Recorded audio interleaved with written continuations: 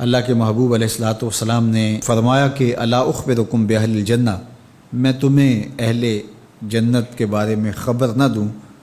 تو پھر ارشاد فرمایا الضعفاء المظلومون، جو مسلمان کمزور ہیں، ظلم و ستم سہتے ہیں، تو آقا کریم نے فرمایا کہ وہ اہل جنت ہیں۔ چونکہ بہت سارے گناہ کا کفارہ ان پر ہونے والے ظلم بن جاتے ہیں۔ اہل ایمان کو دنیا میں جو تکلیفیں پہنچتی ہیں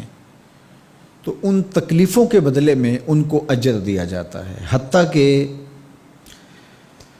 جو اہل ایمان کے پاؤں میں کانٹا بھی چبھتا ہے اللہ اس کی بھی ان کو جزا عطا کرتا ہے۔ اور ایک حدیث پاک میں آتا ہے کہ اہل بلا کو جو قیامت کے دن اجر و صلہ عطا کیا جائے گا تو لوگ آرزو کریں گے کاش کہ ہماری کھال اور ہمارا جسم لوہے کی کینچیوں سے کاٹ دیا گیا ہوتا، تو آج جو صلہ اس کا حشر کے روز دیا جا رہا ہے۔ تو حالات میں بعض اوقات اس طرح کی صورت بن جاتی ہے کہ یا آپ ظالم بنیں یا آپ مظلوم بنیں، تو اس وقت مظلوم بننے کو اختیار کر لیجئے گا، ظالم کبھی بھی نہ بنیے گا، چونکہ ظالم کا ٹھکانہ آتش دوزخ ہے اور مظلوم کی جگہ اللہ کی جنت ہے۔ پھر فرمایا الا اخبرکم بخیارکم، میں تمہیں خبر نہ دوں جو تم میں سب سے زیادہ بہتر ہیں؟ تو پھر جھولیاں پھیل گئیں، تو فرمایا تم میں سے سب سے اچھے وہ ہیں کہ جو اچھے اخلاق کے حامل ہیں، جن کا خلق اچھا ہے، جن کے رویے خوبصورت ہیں۔ اور پھر آقا کریم علیہ السلام نے فرمایا الا انبئکم بشرارکم، میں تم میں سے جو شریر ترین لوگ ہیں ان کی خبر دوں، السرسارون المتشدقون المتفہقون، یہ وہ لوگ ہیں کہ جب مجلس ہو رہی ہو تو سب لوگوں کو برابر بولنے کا حق ہوتا ہے، اور کچھ لوگ تکبر کی وجہ سے بولتے ہی رہتے ہیں اور وہ سمجھتے ہیں کہ بس مجھے ہی حق ہے بولنے کا،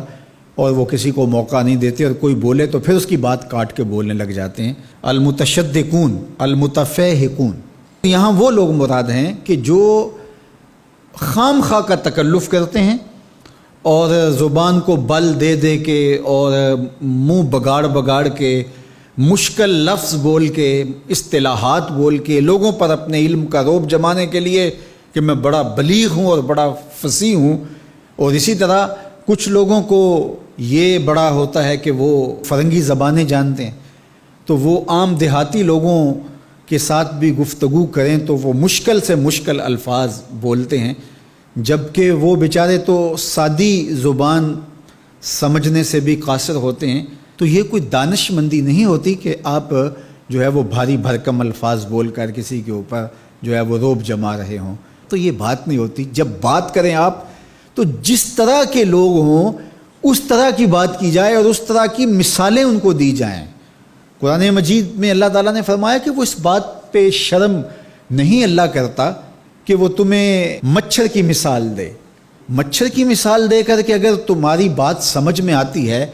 اور مکڑی کے جالے کی مثال دے کہ اگر تمہاری بات سمجھ میں آتی ہے تو اچھی بات ہے۔ دیکھو چھوٹا بچہ ہو، دودھ پیتا ہو تو اس کو یخنی تو نہیں پلائی جاتی، اس کا معدہ خراب کرنا ہے، وہ برداشت نہیں کر سکتا، اس کو وہ دیا جائے جو وہ برداشت کر سکتا ہے۔